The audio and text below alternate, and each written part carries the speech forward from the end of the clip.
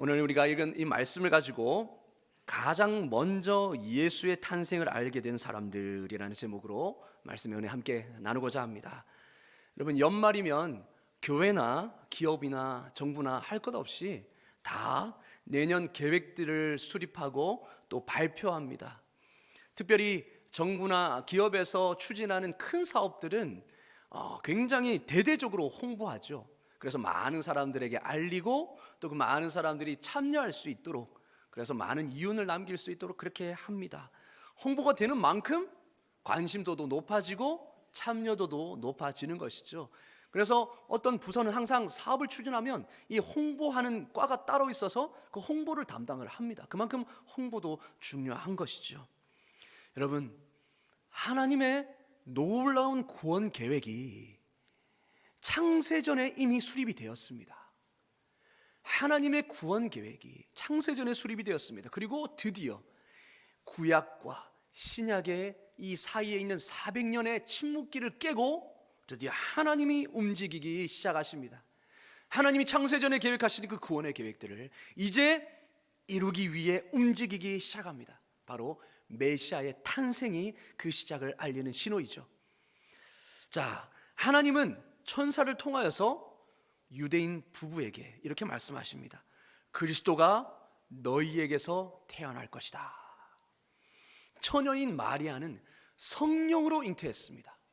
놀라운 기적입니다. 그리고 메시아이신 예수님이 태어나셨습니다. 이 사건은요, 우리 인류 역사상 가장 위대하고도 놀라운 사건입니다. 여러분, 그렇지 않습니까? 아무도 아멘한 동의 안 하시는 것 같습니다. 너무나 우리가 익숙하게 알고 있기 때문에. 그런데요, 여러분, 다시 한번 우리가 경이감을 회복했으면 좋겠습니다. 이 사건이야말로 하나님이신 그분이 인간의 몸에서 태어나 인간의 몸을 입고 이 땅에 오셨다는 그 사실이 가장 위대하고도 놀라운 사건입니다. 하나님은 창세전에 이것을 계획해 주셨습니다. 그리고 이 사건을 이제 실행에 옮기십니다. 제가 만약 홍보 담당이라면, 여러분이 만약 홍보 담당이라면 이 사건을 어떻게 알리시겠습니까? 당장 언론에 연락해서 보도자료를 넘길 것입니다. 몇 월 며칠 이때 이 장소에 아기 예수님이 태어나십니다. 그러니 당장 취재하러 오십시오. 여러 기자들에게 알리고 또 모든 보도자료를 내고 기자회견을 일정을 잡고 대대적으로 보도하겠죠. 그러면 모든 방송, 이렇게 공영방송이든지 케이블 방송이든지 또 너튜브 방송이라든지 개인적으로 다 오겠죠. 그래서 대대적으로 홍보해서 많은 사람들에게 알릴 것입니다. 여기 너희를 구원할 구주가 나셨다. 이 사실을 우리가 그렇게 알리지 않겠습니까? 그런데요, 하나님의 아들 예수 그리스도께서는 이런 방식으로 나타나지 않으셨습니다.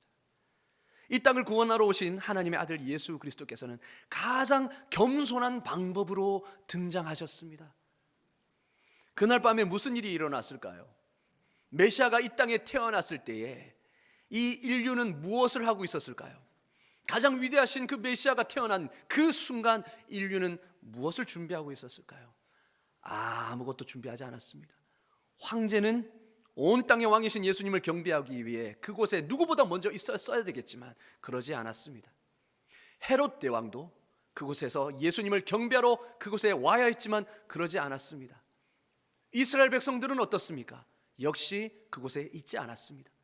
세상 나라들도 전혀 관심이 없었습니다. 후에 사도 요한도 이렇게 말합니다. 자기 땅에 오매 자기 백성이 영접하지 아니하였다. 예수님께서 왕으로 이 땅에 오셨으나 자기 백성은 아무도 영접하지 않았다. 그렇게 말합니다. 이렇게 이 세상은 다 잠들어 있었습니다. 이렇게 잠들어 있는 동안 하나님의 아들 예수 그리스도가 조용히 등장하십니다. 그리고 이 소식은 몇몇 소수에게만, 그리고 자신도 전혀 기대하지 않았던 그 소수의 사람들에게 알려지고 전해졌습니다. 가장 먼저 예수님이 탄생하신다는 소식을 들었던 사람은 바로 목자들이었습니다. 하나님은 세상의 방법과는 정반대의 방법을 사용하십니다. 이게 놀라운 신비입니다.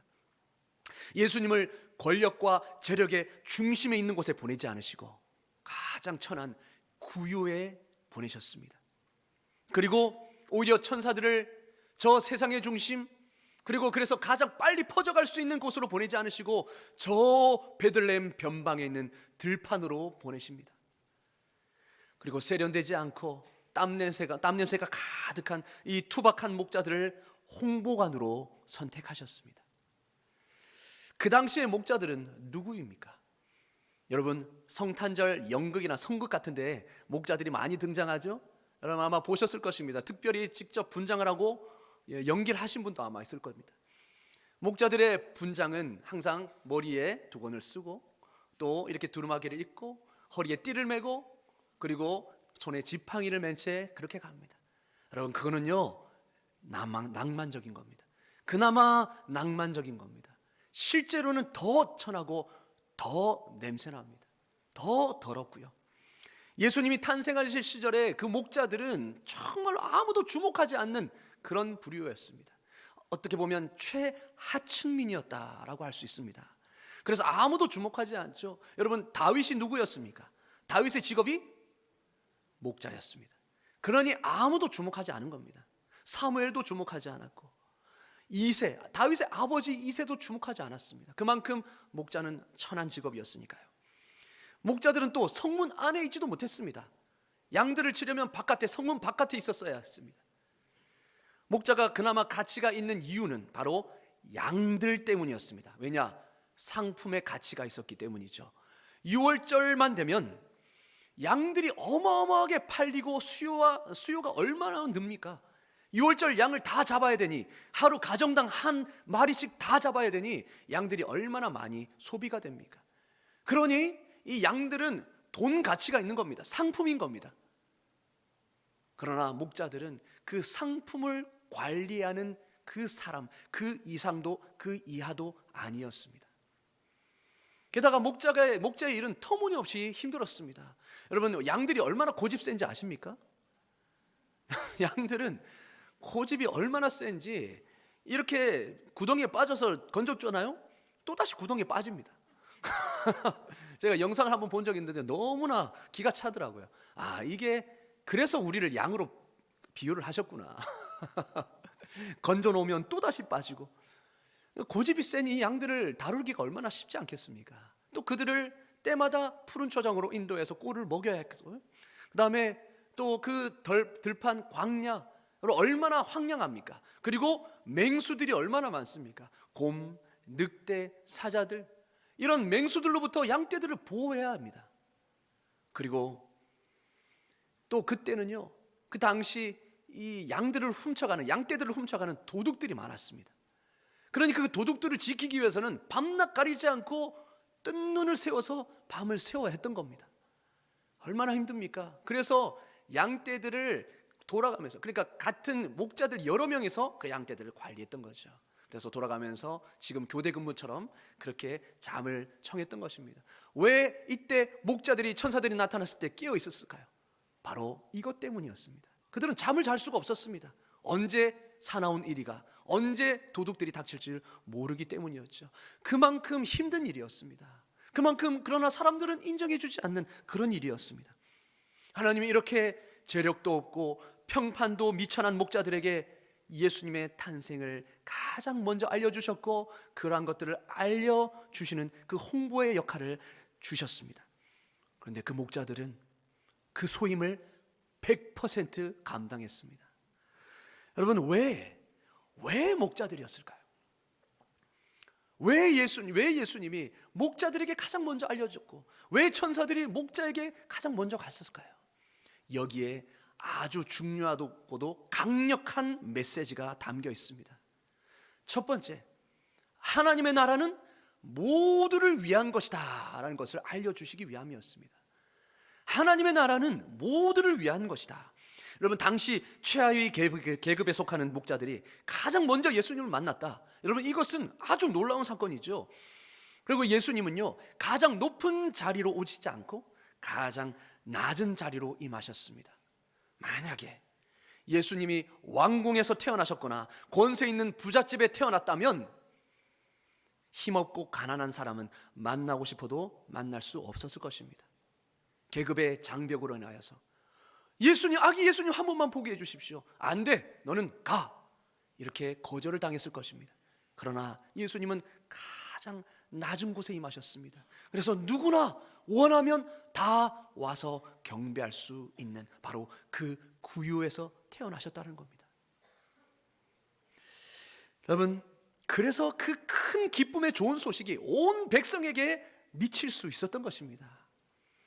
이것은 하나님의 나라가 인사이더, 한마디로 중요 인물들, 기득권을 위한 것만이 아니라 목자와 같고 그리고 가난한 마리아와 요셉과 같은 아웃사이더들 포함한 모두를 위한 것임을 보여주고 있는 것입니다.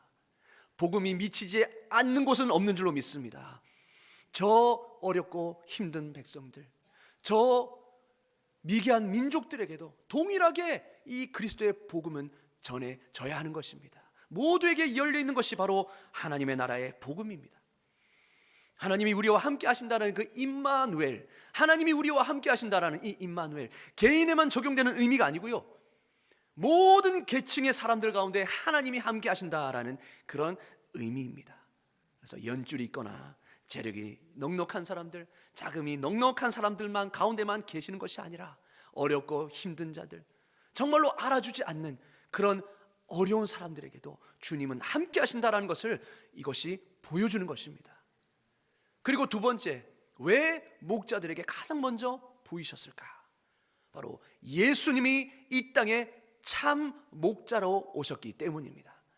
예수님이 이 땅에 참 목자로 오셨습니다. 여러분, 목자라는 존재는 메시아이신 예수님이 이 땅에 오신 이유와 목적을 가장 잘 설명해 줍니다. 여러분, 그분은 구세주와 왕으로서 오시기도 하셨지만 우리의 목자로 오신 분이십니다. 여러분, 목자는요, 그 직업군 자체는 천하지만 그 직업의 역할 자체만 보면 굉장히 훌륭한 리더십 이미지입니다. 그래서 하나님은 성경에 주로 선한 리더십의 이미지를 주로 목자라고 그렇게 비유해서 말씀합니다. 목자는 기본적으로 무슨 역할을 합니까? 입히고 양떼를 지키고 보호하고 먹이고 인도합니다. 그래서 예레미야 31장 10절에 이렇게 말합니다. 이방들이여, 너희는 여호와의 말씀을 듣고 먼 섬에 전파하여 이르기를, 이스라엘을 흩으신 자가 그를 모으시고 목자가 그 양떼에게 행함같이 그를 지키시리로다. 지킵니다. 목자는 지키는 역할입니다. 양떼를 지켜야 합니다. 왜냐? 양떼가 힘이 없기 때문에, 양떼는 어리석기 때문에, 보호하지 않으면 낭떠러지로 떨어질 수밖에 없기 때문에 지키는 이미지가 바로 목자입니다. 뿐만 아니라 여러분 잘 아시는 시편 23편, 여호와는 나의 목자시니 내게 부족함이 없으리로다. 그러면서 그 목자가 어떤 일을 행하시는지를 쭉 보여주고 있습니다. 그가 나를 푸른 초장에 어떻게 하신다고요? 놓이신다. 그리고 실만한 물가로 인도하시는도다. 3절에 보니까 내 영혼을 소생시키시고 자기 이름을 위하여 의의 길로 인도하시는도다. 4절에 내가 사망의 음침한 골짜기로 다닐지라도 해를 두려워하지 않을 것은 주께서 나와 함께 하심이라. 어떻게 해요? 막대기와 지팡이와 막대기로 나를 안위하시나이다. 인도하시고 먹이시고 지키시는 이미지가 바로 리더십이 목자라는 겁니다. 목자는 연약한 양떼를 희생적으로 돌보는 존재입니다.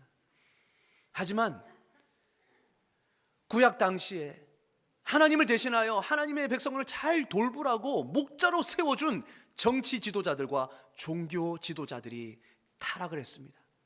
그래서 백성들을 평안으로 인도해야 될 터인데 오히려 타락해서 착취하고, 오히려 양떼들을 지켜야 할 그들이 양떼들을 탈취하고 양떼들을 취하여서 자기 배만 불렸습니다.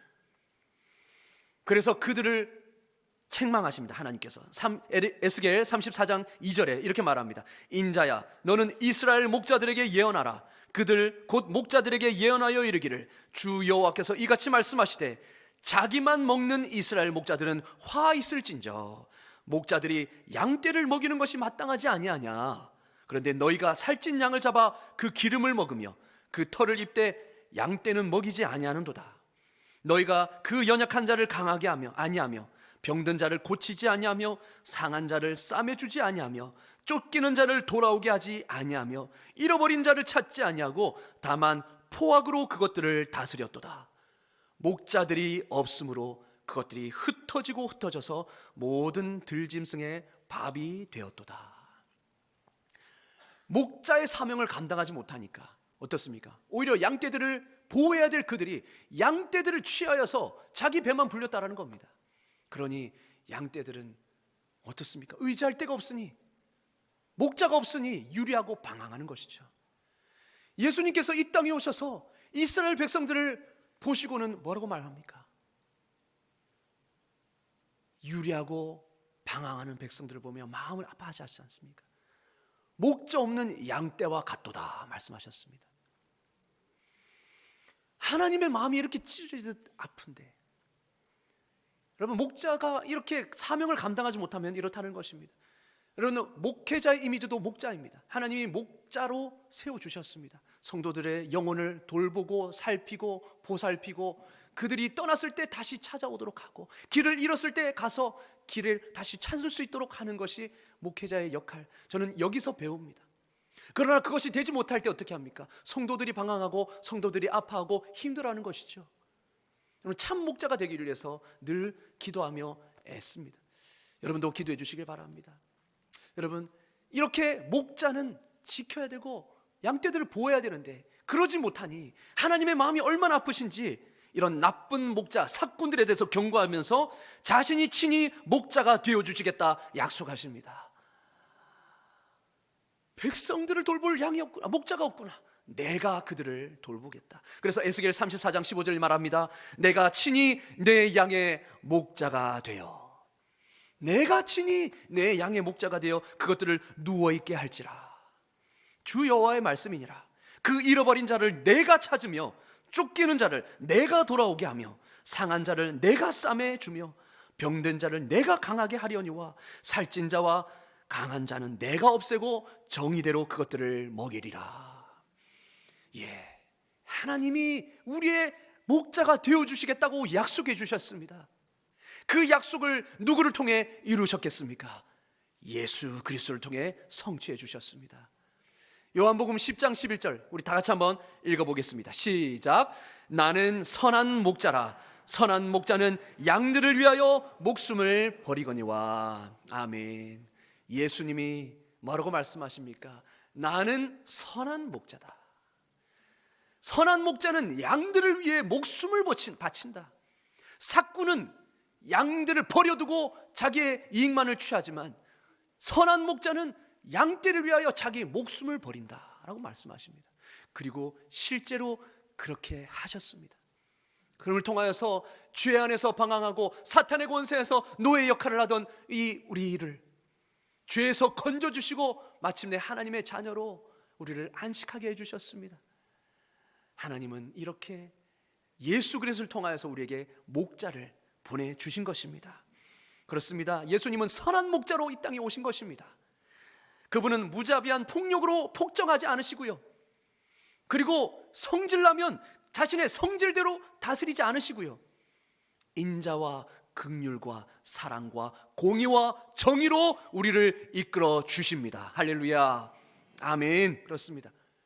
양들을 위해 오히려 목숨을 버리신 선한 목자로 이 땅에 임하셨던 것입니다. 이것이 바로 예수님이 오신다는 선포가 저 목자의 들판에서 일어났던 이유였습니다. 목자들에게 가장 먼저 알림으로 나는 이 땅에 선한 목자, 참 목자로 왔단다. 나에게 오라. 수고하고 무거운 모든 짐진 자들아 다 내게로 오라. 너희가 목자가 없어서 저렇게 방황하고 잘못된 목자를 만나서 네가 질 수 없는 무거운 짐을 지고 살아가는구나. 나에게 와라. 내가 너희의 짐을 대신 들어주고 또한 너에게는 참된 안식과 쉼을 주리라. 이렇게 우리에게 오신 것입니다. 여러분, 예수님만이 우리의 참된 선한 목자인 줄로 믿습니다. 아멘. 여러분, 권력과 세상의 돈, 재력, 이거는요 이따가 없어질 것들이지 않습니까? 이것들은 우리를 쉴만한 물가로 푸른 초장으로 인도하지 못합니다. 그러나 예수님만이, 예수님만이 우리를 참된 안식으로 영혼의 평안으로 인도하시는 줄로 믿습니다. 우리는 그분의 말을 들어야죠. 목자는 양의 음성을 알고 양은 목자의 음성을 아나니. 그렇습니다. 여러분, 누구의 음성에 귀를 기울이고 있습니까? 세상과 사람의 음성에 더 귀를 기울이고 있습니까? 선하신 목자이신 예수님의 음성만을 쫓아 따라가십니까? 그럼 바라기는 목자이신 예수 그리스도의 음성을 알고 그분의 음성만을 쫓아 따라가시는 저와 여러분 될 수 있기를 주의 이름으로 축원합니다. 아멘. 그렇습니다. 예수님은 이렇게 선한 목자로 오셨기에 바로 목자에게 가장 먼저 나타내 주셨습니다. 세 번째, 왜 목자에게 가장 먼저 나타나셨을까? 목자들은 여전히 경외감을 가지고 있었기 때문이었습니다. 이게 무슨 말일까요? 여러분, 목자들은 천사를 보고 놀랍고 두려워했지만 그 말씀, 그 천사들이 전해준 말씀을 곧이곧대로 믿고 그리고 실천했습니다. 그게 뭐가 대단한 사실이냐고요? 나라도 천사가 오면 곧이곧대로 믿겠다 이렇게 하시냐고요? 이렇게 생각하십니까? 여러분, 그 당시 예수님께서 태어나셨던 그 1세기의 세계는 여러분이 생각하는 것보다 더 냉소적이었습니다. 상당히 냉소적이었습니다. 거짓 메시아들이 수없이 나타났다 사라졌습니다. 여러분, 제가 구약과 신약 시대에 400년의 침묵기가 있었다고 했죠. 말라기를 끝으로 하나님은 선지자를 통해서도 말씀하지 않으셨습니다. 어떠한 기적도 베풀지 않으셨습니다. 그저 말 그대로 침묵기였습니다.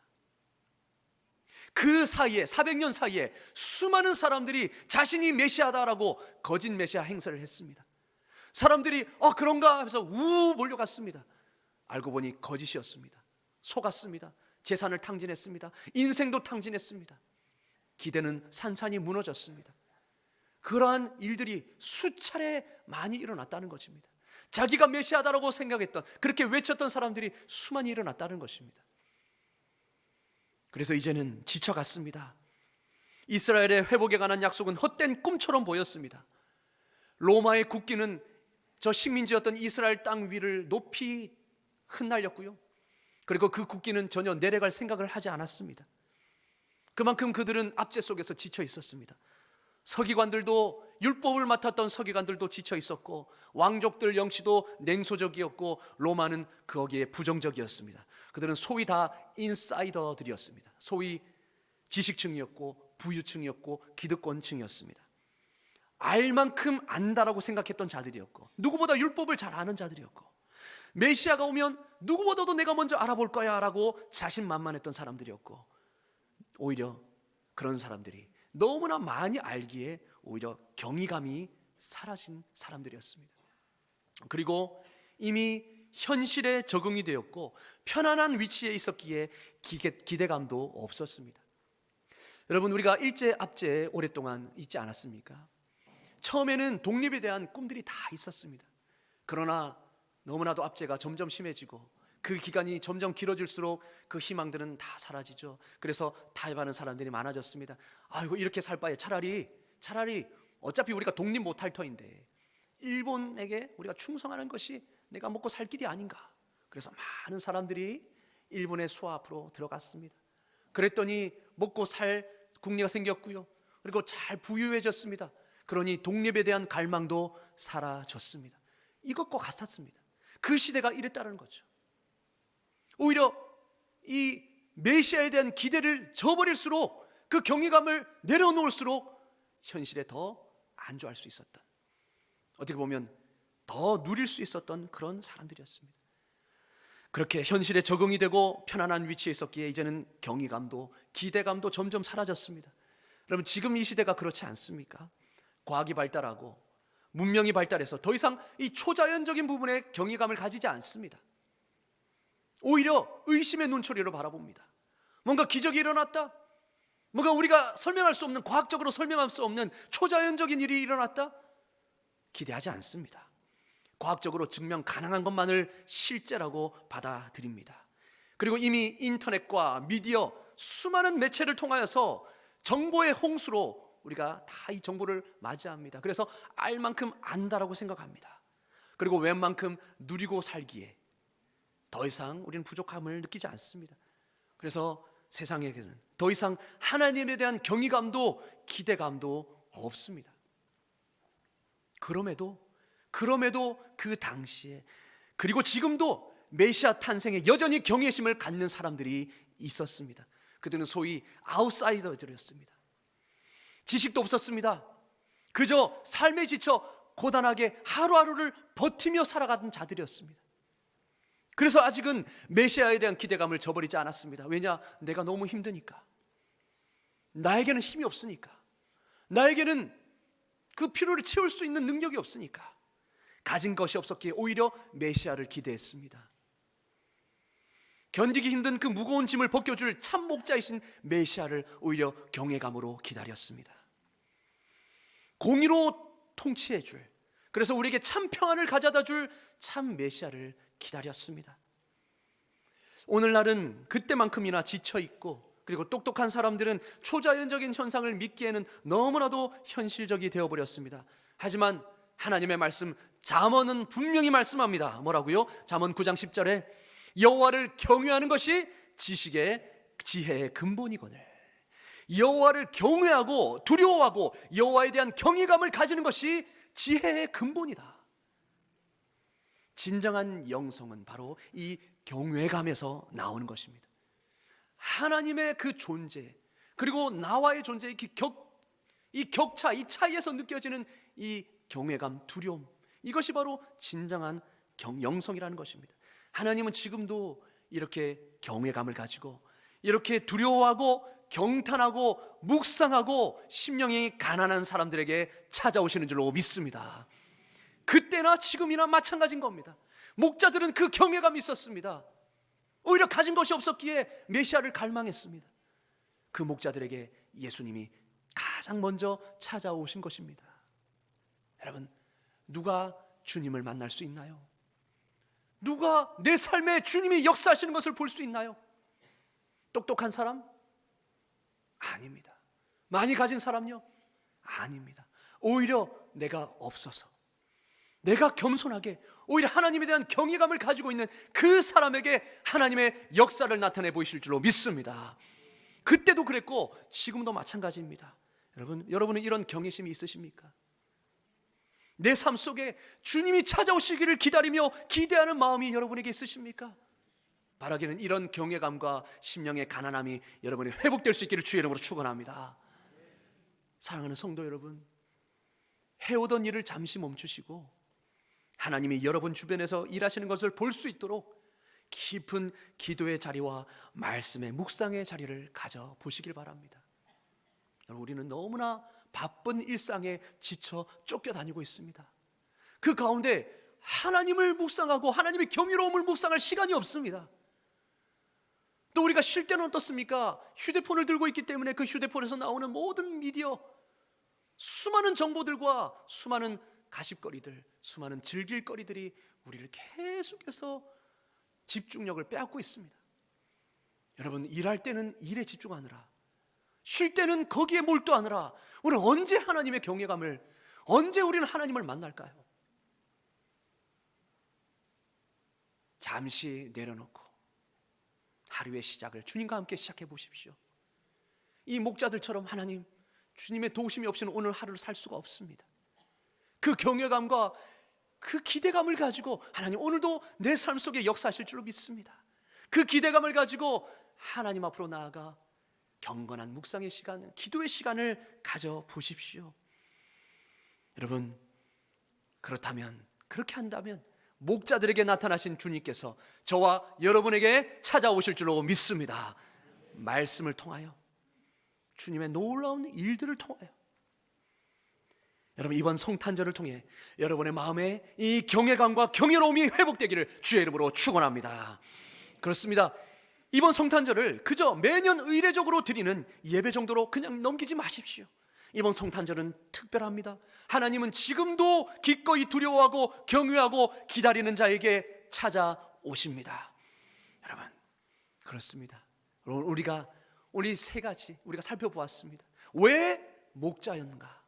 여러분, 그것은 첫 번째로 바로 하나님은 하나님의 나라는 모든 사람들에게 열려 있다라는 것임을 알게 하기 위해서, 두 번째로는 예수님은 이 땅에 참 선한 목자로 오셨다라는 것을 알게 하시기 위해서, 세 번째로는 지금도 경외감을 잃지 않고 주님을 찾는, 가난한 심령으로 주님을 찾는 자에게, 목자들에게 찾아오셨듯이, 가장 먼저 찾아오셨듯이 그들에게 먼저 찾아오신다는 사실을 우리에게 알려주시기 위함인 줄로 믿습니다. 여러분, 성탄절을 오늘 이 시간 그런 시간으로 보낼 수 있기를 주의 이름으로 축원합니다. 기도하겠습니다. 하나님 아버지, 은혜를 감사합니다.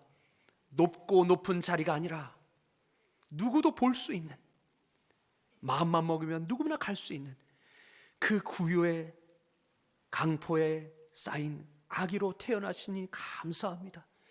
모든 것이 은혜이고 모든 것이 하나님의 뜻인데도 우리는 때로는 경외감을 잃어버리고, 정말 우리가 기적의 소유자임에도 불구하고 우리 그 기적을 기적으로 깨닫지 못하고 일상으로 그냥 여겨버렸던 우리 자신을 용서하여 주시옵소서. 하나님, 이제 다시 한번 목자들이 가지고 있었던 그 경외감을 회복하게 하여 주시고, 내 삶 속에 일하실 하나님을 기대함으로 날마다 겸손히 주님을 찾는 우리 삶이 될 수 있도록 은혜 베풀어 주시옵소서.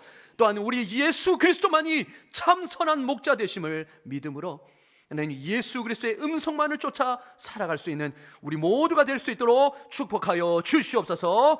예수 그리스도의 이름으로 기도드리옵나이다. 아멘.